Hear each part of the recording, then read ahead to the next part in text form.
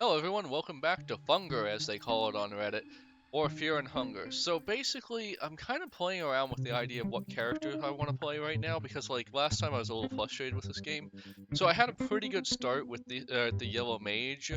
Like he's got good power, right? He's got like we have good power here, but the necromancy girl, like having like she's clearly the more powerful. Although we kind of made some mistakes near the end, and I don't know if I necessarily want to completely continue to save without the party member being dead. Like I feel like that's a very big consequential thing in this game. We were just starting this girl, and she does start with a pistol, which is interesting because she can probably pull off some fun stuff with the pistol right near the beginning to kill some enemies. However, I'm really not too sure who I want to play right now because of the fact that I actually like I'm I just don't know. Like this like I just want to I'm not going to start a new save. I just want to talk about the characters for a second. Um so from what I've seen from the characters, her necromancy is really powerful. Like it really lets you trivialize the early game, but those zombies are pretty useless. Like the slot's basically wasted compared. Oh my god, no please. No, Forrest.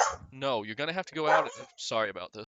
Alrighty, so my dog's went absolutely ballistic because we're getting a delivery. I don't even think we're getting a delivery. I think our neighbor's getting a delivery, and we're on a cul-de-sac, so same difference to him. But anyway, so the necromancy's really powerful, but it kind of falls off quickly because, like, the necromancy, like the zombies, they basically are just meat shields, but they don't really do a lot of damage, and you can't control what they're doing, which is really frustrating, especially against enemies where one hit to the head will kill them, and they're off hitting the arms or whatever.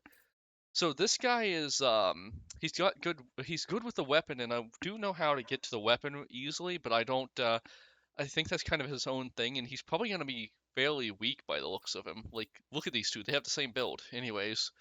So necromancy good in the early game, kind of weak in the later game. Although I should note on this save we have some really nice stuff. That salmon skin thing that keeps our arms from being cut off is really powerful, and I think we had something else too.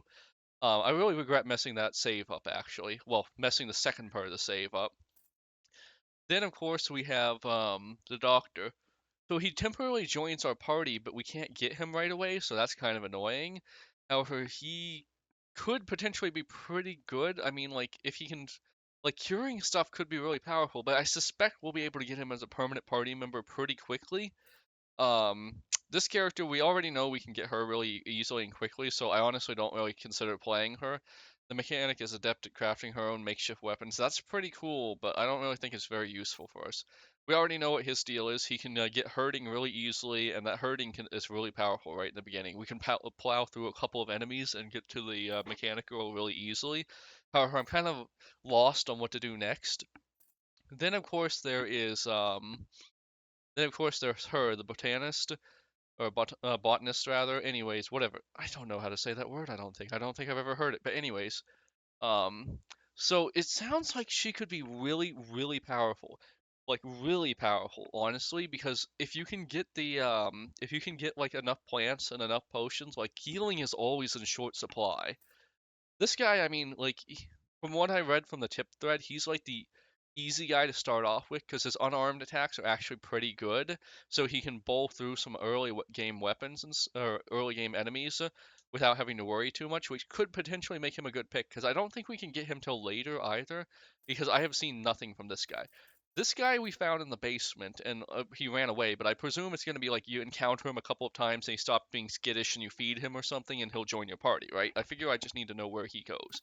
I have no idea where she goes, but she's probably if I remember right, she goes north, so she's probably somewhere.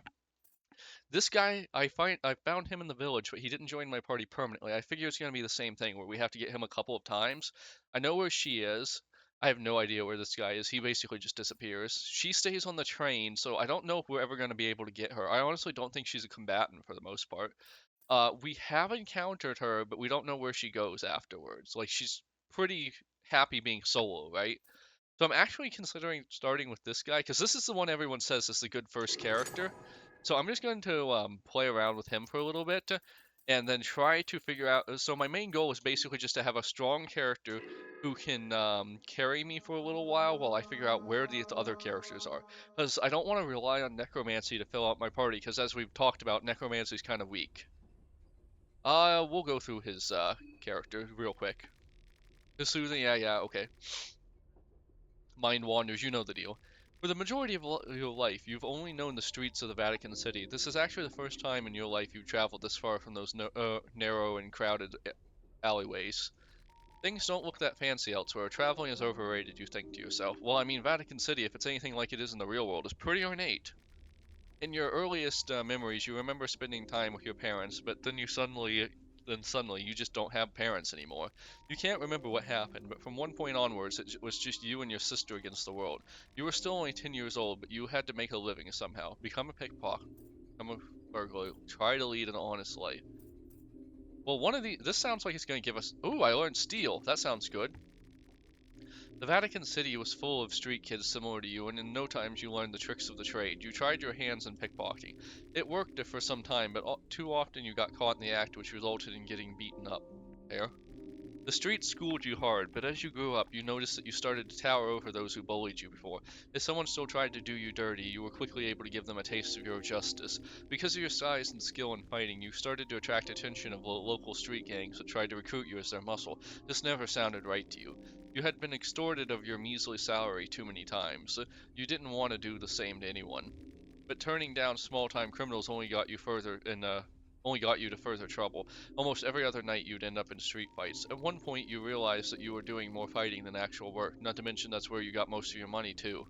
You started to consider fighting as your job. Maybe it would be worth investing into it more. You started to work out regularly and follow a strict regimen. Train strength, bulk up in mass, improve your footwork, train your footwork! That's gonna, like, dodging stuff is so important in this game. Like, every attack you dodge is an attack you survive, so that sounds amazing. You thought that swift feet would prove useful in boxing rings. It wouldn't matter how hard one would punch if that punch never connects. You spiced up your boxing drills by tying sandbags to your— oh, we're going full Rock Lee— to your arms and feet. Every time you started to get used to the weights, you'd double the bags. You didn't really feel the challenge until you finally dropped the weights and noticed how light and lightning fast your movements were without the additional baggage. Your agility leveled up at least twice during all that. A little on the nose, but okay.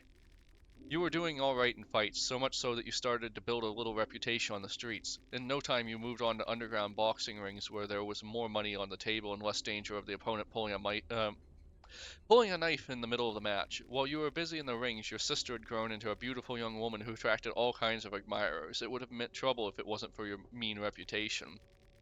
Most low-life thugs on the street knew that they'd have to answer to you if they tried anything dodgy. That didn't mean that there weren't those who tried. She started to get close with a known mobster, Ricardo Accardo? Ah, God, that name. He was the heir to the Accardo branch of the family. The family was an organized body of criminals operating in the Vatican City. God, the family really couldn't come up with something more like the Accardi family or whatever, Accardo. In all intents and purposes, the family was a mafia, but they also had deep ties to the church, which in turn was running the country, so it was a bit more complicated. Despite being a mobster, Ricardo seemed decent enough. He had a flirtatious and flattering way of speaking, and in general got along with everyone. He took notice in your skill and tried to casually recruit you to their ranks.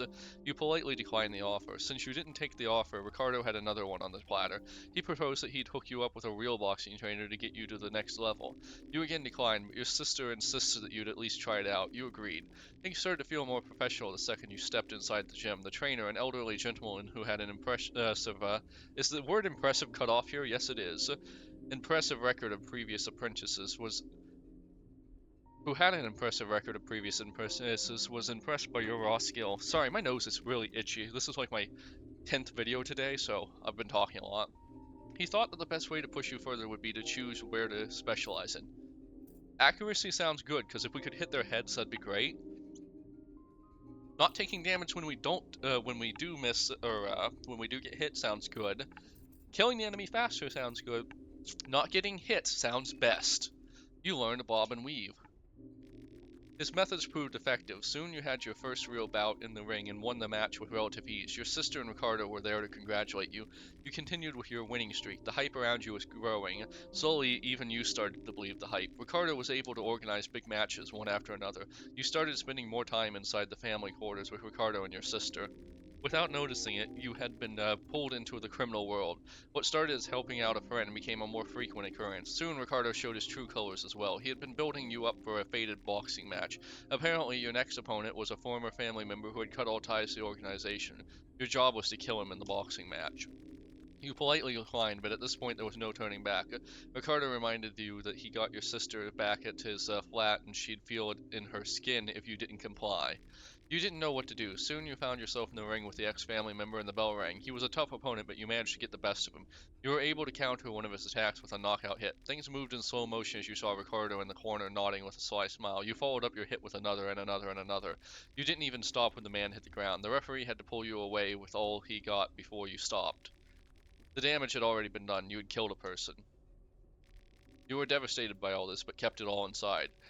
This was only the beginning. Ricardo had plenty of dirty work for you to do, and at this point he had plenty of leverage too, your sister being the last resort every time you hesitated. Things had to change. Get rid of Ricardo, or get your... I'm killing him. He doesn't... Like, anyone like that's never gonna let you flee. You learned killing intent. Oh my gosh, that sounds so good. Ricardo was wary of you. He seemed to sense your killing intent from miles away, and that's why he avoided seeing you alone to the best of his abilities. He was too cocky to consider you a serious threat, though, as if he had you under his thumb. That proved out to be a great mistake for him. You were to meet Ricardo and a dozen of his henchmen at a local club to discuss another one of your many tasks. You had been waiting for this opportunity to see him alone, but your opportunity never presented itself. Fair enough, you thought. The moment you got to a punching distance, Ricardo had a split-second realization of what was happening before you knocked him off his feet. The little rat tried to slither away, but you grabbed him by his throat and kept slamming him on the floor until he stopped moving.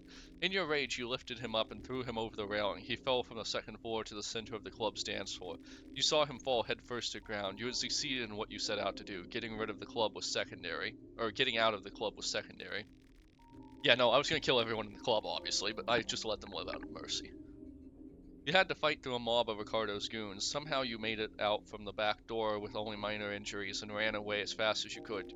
You ran away from the crime scene. The problem was that now both the family and law enforcement of the city were after you. Just then, you received a call from your sister. She had been sent to Ricardo's summer villa in the country of Valend some days prior. You explained the situation to her, and the two of you decided to meet up in the country of Rondon. Rondon? Is that supposed to be London? There was no possibility of you living in Vatican City anymore. You had to act fast before the police would catch up. What did you take with you before leave? Medical goods, food, luxury products. Probably medical goods. Not bad, not bad. Blue Isles are usually in low supply. You took the first train that left the country. The destination was an obscure little town called Prehevel in the country of Bohemia. You had no idea where that place was, but you figured you could plan your trip better once you got there. By the way, I love that some of these places have real names like Vatican City and Bohemia, and some of them are just a little off, like Rondon. Then you have the Eastern Sanctuaries that are totally nothing. Save your character history? Yep. I think I have an infinite number of slots, which is good, because this is not the kind of game I want to play with. Alright, let's see if we can get the slashy cassava? No, that's a food. Cassava? What is that thing? I'll know in a minute. I'd love to know what was up with that girl, but I'm probably not going to find out. You feel like someone was watching you while you slept. Seems likely in this kind of game, honestly. I'd love to know what's up with that back door. We are a thief, after all. It makes perfect sense for us to start looting everything. It makes less sense for the other characters, though. You search the luggage. Vial oil. Okay. I need to get more into crafting. I feel like if I understood the crafting better, I could get something cool happening. Anyways, white vial, not bad. I love how no one just says nope and walks back. I wonder if that's like a secret ending where you just like die. It's not the train anymore. You, I've been looking for you everywhere. Just where did you think you ran off to? Don't you understand? Get your hands off me, you dirty, dickless janitor. Or, as he's gonna be when I'm done with him anyways, skills. Bob and weave, a defensive technique where one bobs their head laterally to an incoming attack while shifting balance to either left or right. Raises evasion greatly. Steal, try pickpocketing goods from your opponents. You never know what you might find. Bob and weave. Wait, can I use that on anyone? Oh my god, that is so good. I see why people, like, go for him. Okay, we're gonna just go straight for the chest, I think. Oh my gosh. Holy crap, no wonder they recommend him. Wow. Man, he makes the other characters look really weak. He went through that without even taking damage. Search him. Hisara, that's it. Beat him. Just because.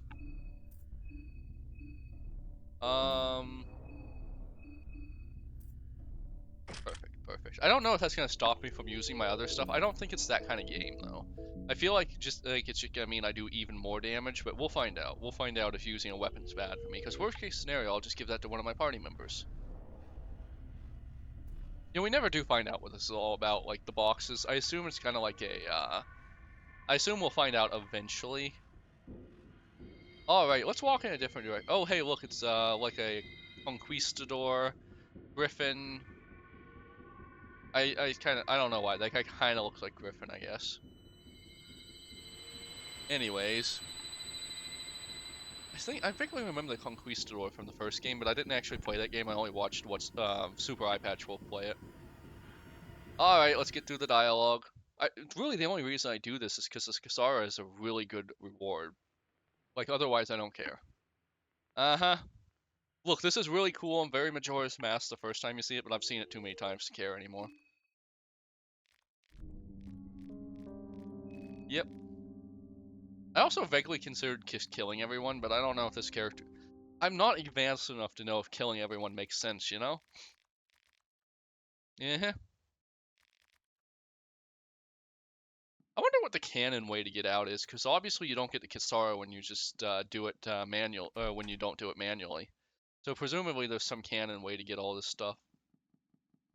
Alright, let's get our map and the combat manual. We'll get through this boring conversation, then we'll go grab our mechanic and see what happens from there. I wonder if we can use bob and weave on other people, because if we can, that would be pretty crazy.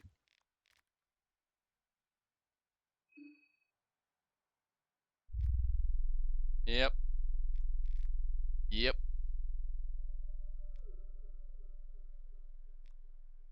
Come on. This part I'd like to skip.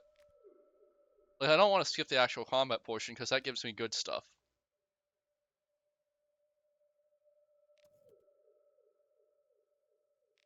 Yep. I actually kind of regret getting steel. I feel like that's not going to be as useful.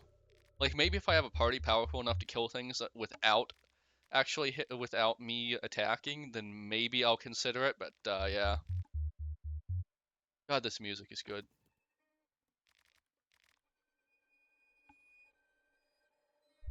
This is really cool. I love it. It's very Shin Megami Tensei, amazing. Like, I don't need to gaze at it every single time. Like, let me just skip this, please.